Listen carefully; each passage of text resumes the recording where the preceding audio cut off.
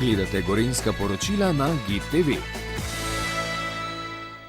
Letošnja kampanja ob svetovnem dnevu krvodajalcev je osredotočena na darovanje krvi ob izrednih dogodkih in na vloge vsakega posameznika pri pomoči drugim, ko podari svojo kri. Poudarja tudi, kako pomembno je kri darovati redno, tako da so zaloge zadostne, še preden pride do izrednega dogodka. Krvodajalstvo je sigurno simbol vsega človekoljubja, najbrž čisto na vrhu.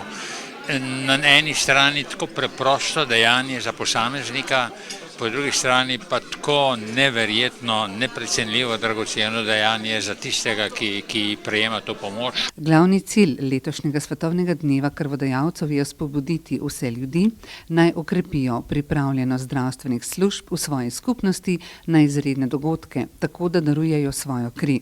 Obenem pa čim bolj vključiti storitev transfuzije krvi v nacionalne programe pripravljenosti na izredne dogodke in dejavnosti odzivanja. To krvodajalstvo, ki ga v Sloveniji vzdržujemo sami s prostovoljstvom, nam seveda nam vsem daje upanje, da Slovenci smo še človekoljubni, da tudi v tem svetu, ki vedno bolj razdvaja ljudi, ki jih deli na revne in bogate, da še obstaja upanje, da bo nekoč boljše. Območno združenje Rdečega križa v Kranju je letos priredilo že več terenskih krvodajalskih akcij.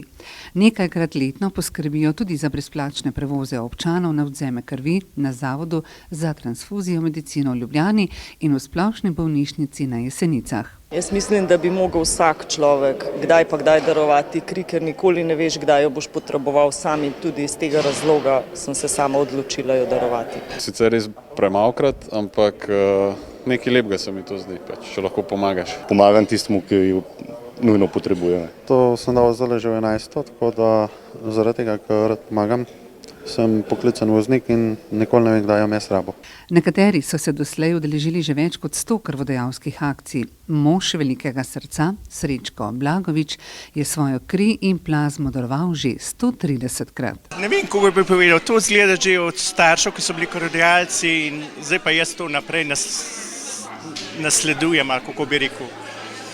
In sem zelo ponosen, da sem tokrat pomagal in da sem kakšno življenje mogoče že rešil. V želji, da bi k sodelovanju pritegnili čim več mladih krvodajalcev, se bodo na Kranjskem Rdečem križu lotili tudi ciljnih akcij. Recimo, ko mladi vozniki, ko pridejo k nam delati tečaj in pa potem izpiti iz prve pomoči.